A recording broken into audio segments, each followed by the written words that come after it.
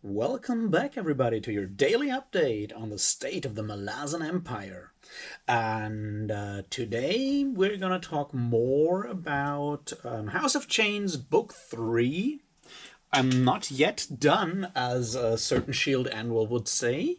And yeah, we'll continue rambling. I'm not sure if there's going to be a third video on it or not, because I kind of finished the Book 3 earlier today, so technically I'll start with book 4, and I don't want to get too far ahead with the reading compared to the videos, because otherwise I forget even more stuff, because I'm not exactly a clever person, and my brain is slow and tends to forget stuff.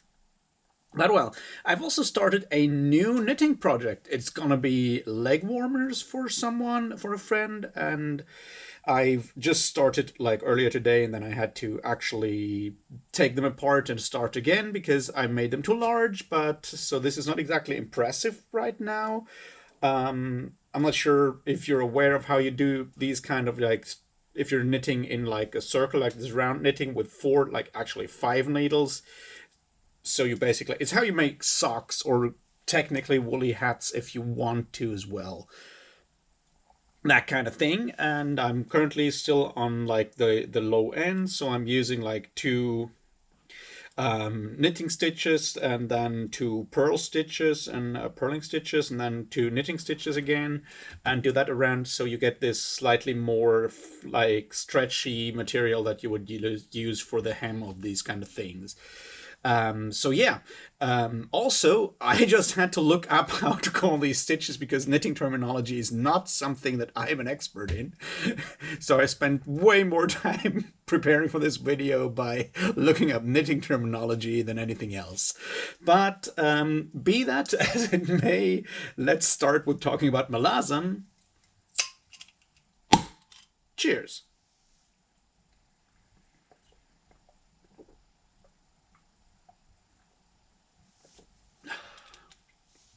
All right, so what else is important in book 3? Well, obviously a lot. But today I want to focus a bit more on the whole gods and religion thing again, because we have more information, or like we learned some more things there, and I think those are interesting. There's this like one situation at the point where the Tist-Leosan and Onrak and Trollsengar and so forth are performing that ritual to get out of the nascent, and stuff like that happens. And Onrak says this thing that like the seneschal of the Tist-Leosan is a priest and not a sorcerer, not a wizard. So he is he has to kneel before his god and to get power, and cannot just command it. And while this is obviously nothing new, this once again one of those situations where I feel that the role-playing game term, not like origins of the Malazan world, kind of shine through, because that's basically how those different kinds of magic, like divine magic versus wizard magic, started out with Dungeons and Dragons. Obviously, this kind of later changed with different rule systems, but in that kind of rule system, it was still that wizards like learn spells and cast spells with the magic power of whatever, like the metaphysics behind that didn't make any sense within like original Dungeons and Dragons because it wasn't that important.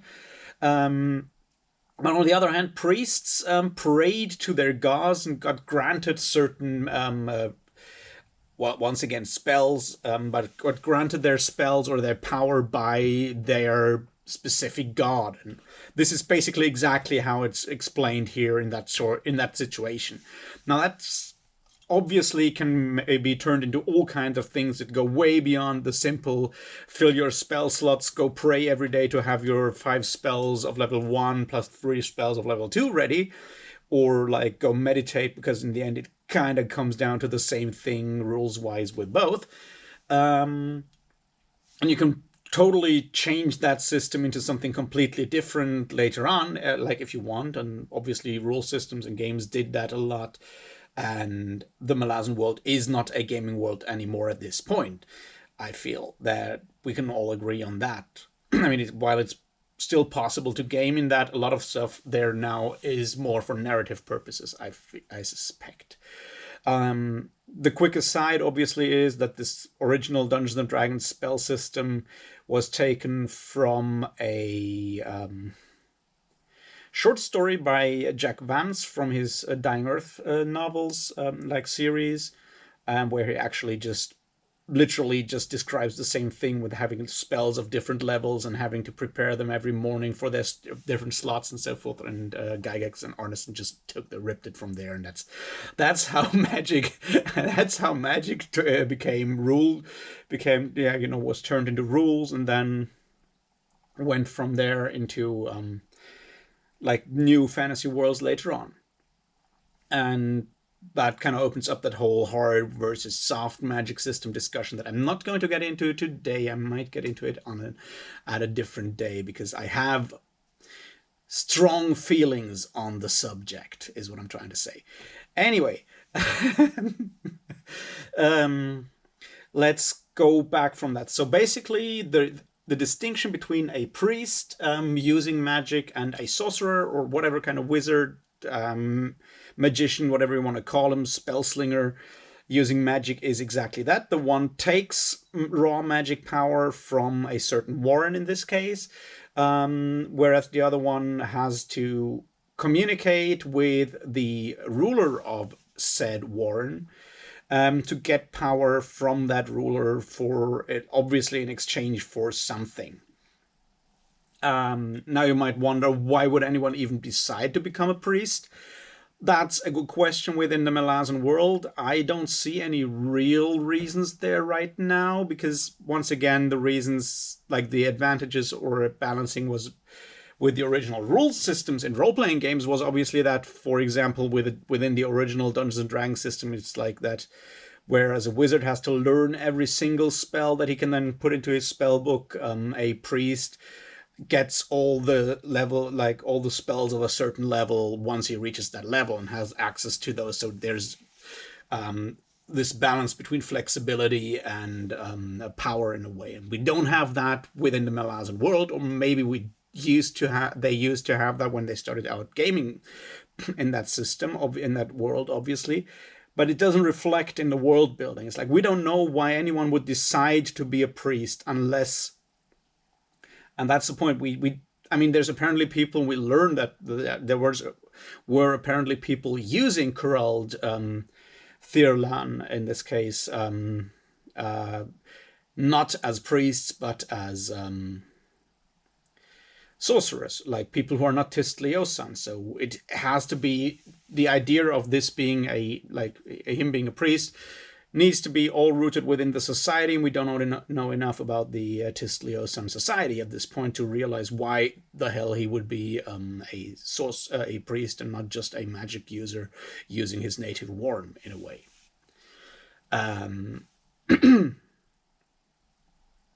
Especially since apparently in this case the whole idea is rather weird, because you can just replace the god within that. Like, if you go and say, Kurald Galain, you can only get if you, from Mother Dark, then that's one thing, but apparently it doesn't work the same way with Kurald Thirlan, because it's not like you get that power directly from Father Light, you just get it not from Osric, but from someone else in place of Osric, because Osric has pissed off. And that's a very shaky foundation in the world there. I personally would appreciate to know more. I would really like to know more about why would you even decide to be a priest of a certain god, and how does that work, and so forth. But I fear that we don't get any of that in the future. Now, I guess the other thing there is obviously that what we also learned is that there is this a two-directional relationship between gods and priests. Obviously, we know even more of that. We learn even more of that later on, but we know that if you're a priest, you can call on your god, and the god has to actually answer your call up to a certain point. you can't make Fenner dance, I don't know, dance samba for you. That doesn't work. But if you call as a priest of Fenner and he's still not, and he's still hanging around in his own warren, and he'll certainly has to at least pretend to listen and do something about it. So there is that thing that you have going on with gods, and gods being rather powerful beings. There's a potential of you getting more powerful stuff from than if you were just a regular magic user who just grabs a bit of your warren and throws it at someone. But once again, this is just one of the things where I felt that you could maybe look at it, and if you know, and this is obviously one of those situations where, like, if you don't know that there was a game set in that world before the books were written, you would probably not realize that it, like, not come up with the idea that this might be role-playing game related. Maybe. We don't know. Or I don't know. But that's only just like one of those bits that I wanted to throw out before I wanted to talk about something else.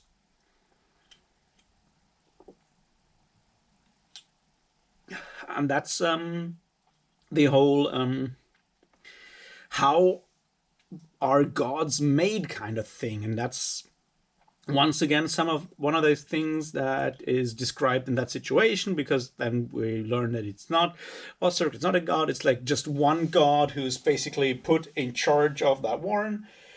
And we learn that basically belief, we talked about it before, obviously, when we were talking about the Hounds of Shadow, or maybe the Hounds of Darkness in this case. You talk about that, and we learn that or it's like Onrak and Troll discuss it, and they put forth the idea that power needs to be shaped or needs to be put into a certain form, and then there is, like, once power finds shape, then belief, once belief and faith finds that shape, then the god is kind of created. It's like obviously not something that Stephen Erickson came up with in the first place. There's definitely a whole philosophical tradition that goes into that direction. I don't want to go too deeply into that today. I think for people who don't read Feuerbach and stuff like that, I guess the easiest way to look at that is to go and read Terry Pratchett's Small Gods, or maybe Hogfather, because he basically deals with the same idea of belief creating gods, not the other way around, which is obviously an interesting question, because that raises the question of what about beings like Mother Dark? Is Mother Dark a goddess or not? Because obviously she was there before people started believing in her, or so we hope. But once again, this is just made plain there a bunch of times, like with that whole discussion about how some desert spirit then becomes more powerful and then becomes a god because others die out, and there's enough power to go around, and power then is focused on something. So we have that going on there. And then later on in the same, also in book 3, in that discussion that Karsa has with the broken and now renegade and so forth, Tlada and Mas, that are supposed to be his gods, or the gods of the Teblor. There's basically the same thing when Karsa goes like, "You're not gods." No, of course we are gods, because your people believe in us, so we are technically their gods, even though we are at the same time renegade Tilanai Mass. Now another thing is there, once again, the circle thing came up, and that's something that I'll just point out every time it comes back. And this is an interesting thing here. It's like we have that situation with the Tilanai Mass. It's like that the Tilanai Mass have to come back every time, like that the broken ones have to come to that place where their swords are kept to actually break their the ritual completely. The same for Onrak. Onrak comes back to that cave where his journey basically started as well.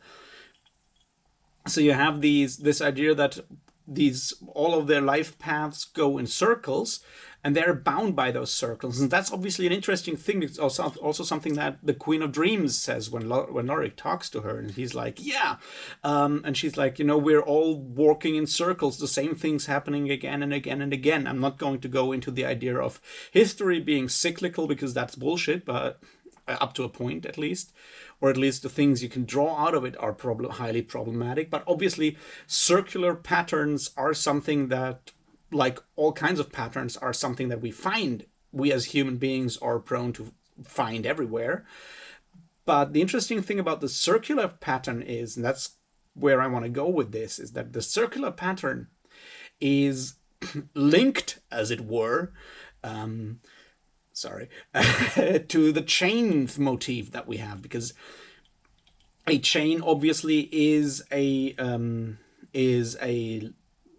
like a chain of links, and those links are basically circular or elliptical, but they're definitely a closed loop, is what I'm trying to say.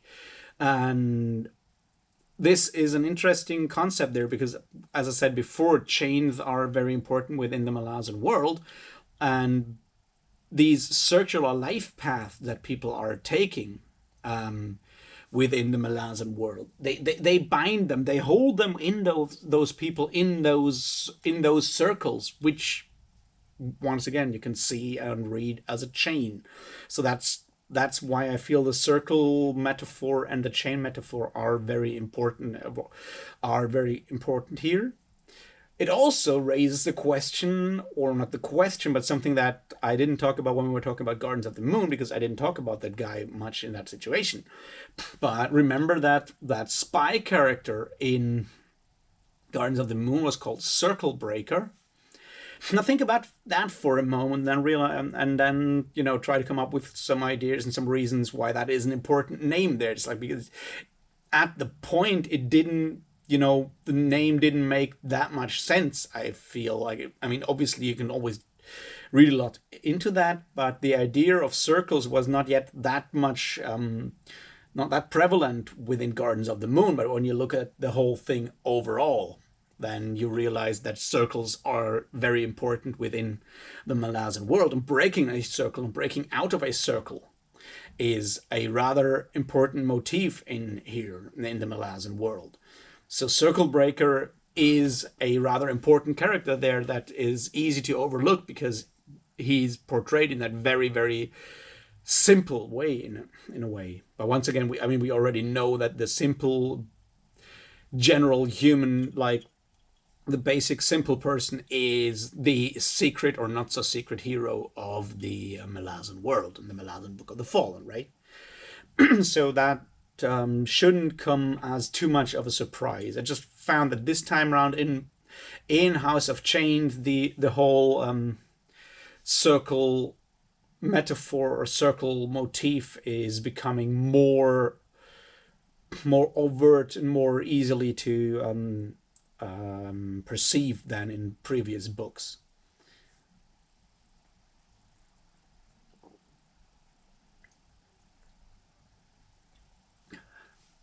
What else is interesting? Well, we do have our first meeting between Karsa Orlong and Ikariam, and a lot of cool jaghuttery, because jaghuts are the best always. And I feel that the point there near the end, when we have the that's an interesting side quest. All right. So when Karsa is finding his horse and he's naming him Havoc again, that will lead us to some interesting questions why he's calling him Havoc. But I just like the idea, the description of how he finds the horse and then tries, bends his neck, because like curls his neck down, and that's once again one of those situations where you learn where the horse knowledge is kind of prevalent, because that's exactly what is at least part of a lot of more dressage riding.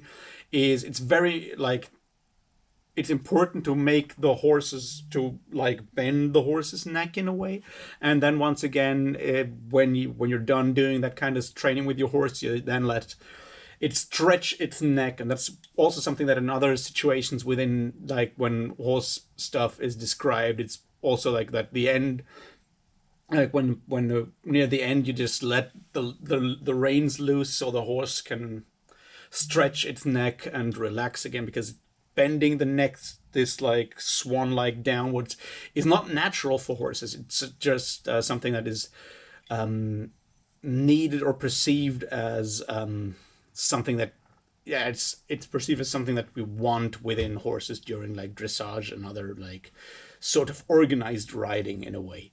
So yeah, just like one of those small details that I found interesting, or not interesting, but stuck out, because it's something that not that I know much about horses. It's just like it it chimed with stuff that I pretend to know, is what I think the best way for me to actually explain that, or not explain, but yeah, explain why it stuck out to me is basically what I was trying to say.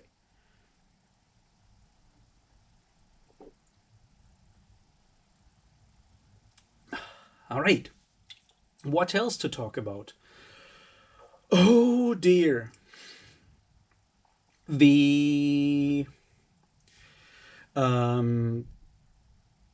whole Coltane, past Coltane situation. Now, there's obviously a lot of like more like on the more society kind of level, with Timul trying to assert authority and having that problem with older people and so forth, and that's well done and well handled. And I feel like it's something sort of relatable for most people to realize that the idea of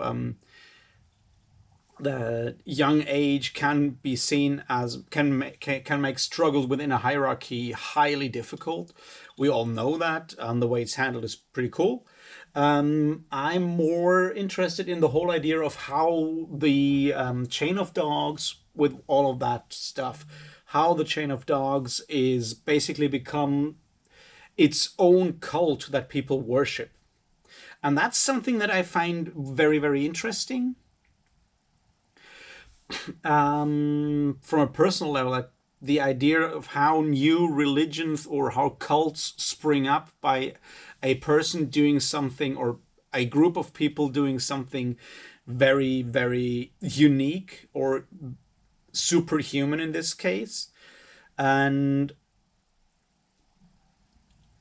how such a thing can then find answer, or like in a religious cult or any kind of worship, with people who are nominally on the opposite side, because technically those people worshiping there are people who fought against the chain of dogs. Now, on one hand, if you then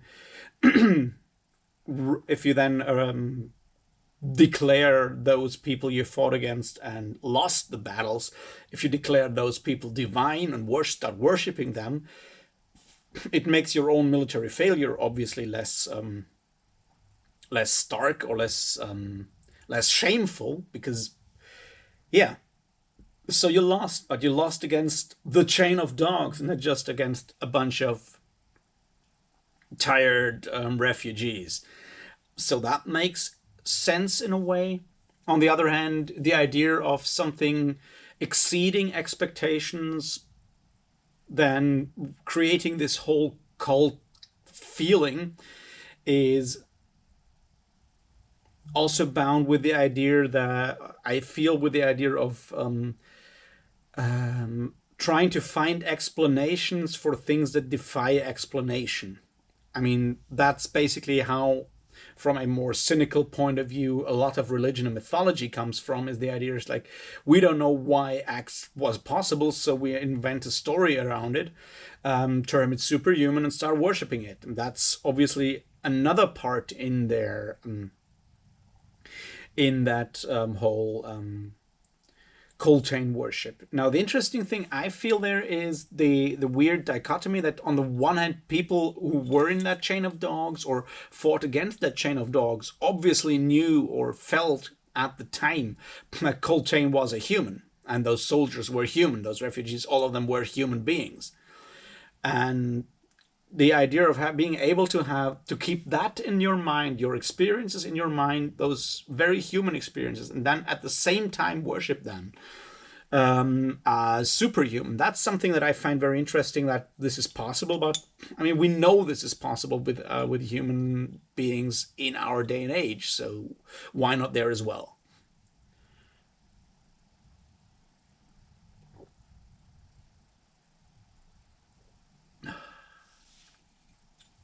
Okay, what else would be interesting to talk about today? I feel like I'm missing a huge thing that I wanted to talk about, but I just can't remember what it was, which obviously is problematic. Um, I mean, we see more of the whole Jaghat thing. I just love the fact how all these things then like twist and turn back on themselves. So the idea of um, I keep forgetting her name, the Jagad in that in the tree, basically that being the rest of the Azath house that Gothos originally lived in, and that Icarium tried to destroy. All of these things, how all of these small things that we got teased before, how all of these things are then turned back on themselves again and again, to create this feeling of a real world. This is something that I feel is makes the Malazan world, and the way world building in general works within the Malazan world so effective and so powerful, is the way how these layers, how it's layered and folded back on itself. Like we get cool world building bits and pieces, and then later on we find another bit and piece or a piece, and then they connect in a way. And it's not even important that that is that Azath house and whatever, because like Gothos tells us the story, or tells Fiddler the story when they are in the dead house in Malaz Island in Dead House Gates. He basically tells the story that he tried to attack the Azath to free him and so forth. Now we get it from like a different perspective, and so it makes those individual pieces of world building or infos that get like put into in our way, it makes those more vibrant when we get to like see them from different angles and see them coming up again and again, and making this whole world feel more alive and more vibrant in a way. And I don't want to say give us the illusion of depth, because there is a lot of depth there. It just makes the whole thing yeah, feel more real in a way, that when you have these random facts dropped in your way that are cool facts when you just come across them, and then later on you find out that they come back, and they still are not exactly important for the story here. It's still not important, but it's another one of those small pieces that then shows up and just like makes the whole thing feel more real. I feel that's an interesting thing to look at. What else would be interesting? Mm, I don't know. The crafting of Karsa's new sword, and how he's banishing, not banishing, but getting his two friends or former followers into the sword to cheat Hood. That the general way how Karsa has become such a smart, in a way, questioning person is once again. I feel we have this thing that Karsa has become a much more rounded and mature person, and interestingly enough, for that it doesn't actually matter if Bayroth and Delam as souls are with him or not, or if he's just imagining those. That's, I feel, is the interesting part there, because at the end it says like, even though they have stopped talking, he can now very well can very well imagine what Bayroth Guild would say. And it would be harder to actually get the more like deeper wisdom of Delam Thord, because that's more complicated. But the way how that works is basically that how Karsa as a character evolves by internalizing those different facets of a personality that were external at the beginning when they started their hero's journey, their descent from the later on plateau. That I feel is an interesting way to look at it, to see how he has to integrate those personality traits to become a more rounded, grown-up person. I feel that's something that kind of feels interesting, is that, and so easy to forget, is that Karsa is still a young adult. He's a young Karsa. He's not exactly, I mean, he behaves like that kind of thing. But, in our terms, like human terms, he is roughly 20, I would say. Like, out of school and deemed an adult. Maybe he can finally start drinking alcohol, that kind of thing. But he's far from being like a wise character. And to see him become wiser and wiser in the ways of the world, and more to start actually reflecting on his own life and his people and the world, that's, I feel, a very interesting thing, especially when you look at him, at Karsa, in a way, as compared to some of those characters that he's obviously like an answer to, or like a more literary meditation on, like your Conans or whatever, because those characters obviously, while having some kind of character arc, are rather limited in that area. And with Karsa, we can basically see how he's becoming a more rounded and so forth character, more calculating in a way.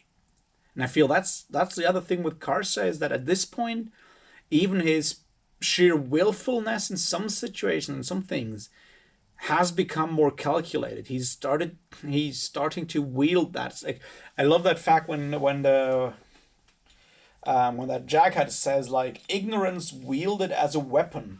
And that's a very interesting thing there, because that's basically what Karsa does, and he is rather aware of it. He's has that amazing skill to just switch off his brain and decide not to question something, but just go and do it. And that's enviable up to a point, but it obviously also doesn't make for a very, socially viable character if you are not the kind of being that Karsa Orlong is, with the kind of history that Karsa Orlong is.